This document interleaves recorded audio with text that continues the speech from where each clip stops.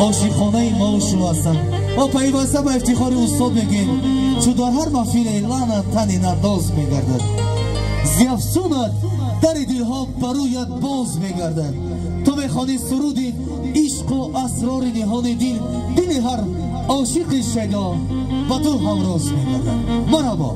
سلام از خسرو جان بیا برای بزرگی هم برادر ما برنده خشدا یک قرصه که اتفاق شود بهترین سلامت باشه.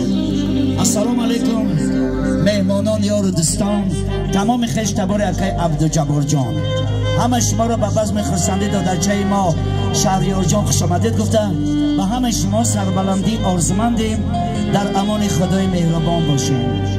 داماد و عروس با همدیگر پیر شویم در عالم عشق خود جهانگیر شویم 100 ساله شوید و بعد از آن پیر شویم.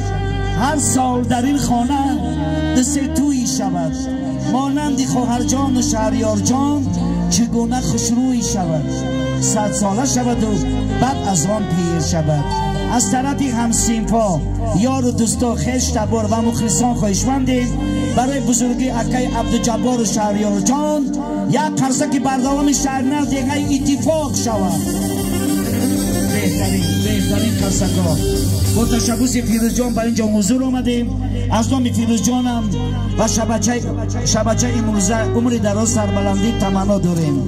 مرحمت دامادش با جای خود نشینیم چونانه که به ما معلوم شد که شهریار جان مرد مسافر بودن برای بزرگی شهریار جان یک سرودی غریبی میکنیم و برقص بازی ما در خدمت شما ای بندگان خدا.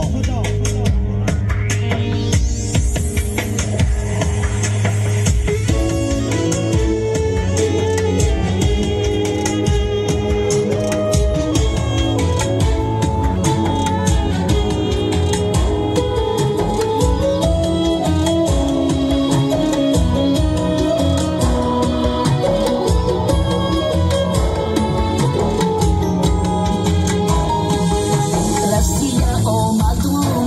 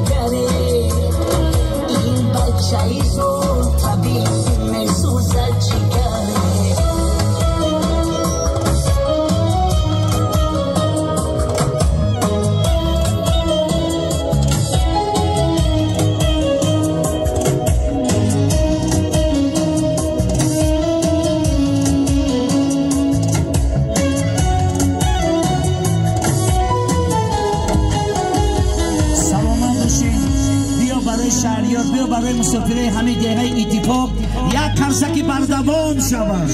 سلامت باشین. مبارک شود دادر جان خرسندی. ما در خدمت شما، سرودای ما پایانداز شما.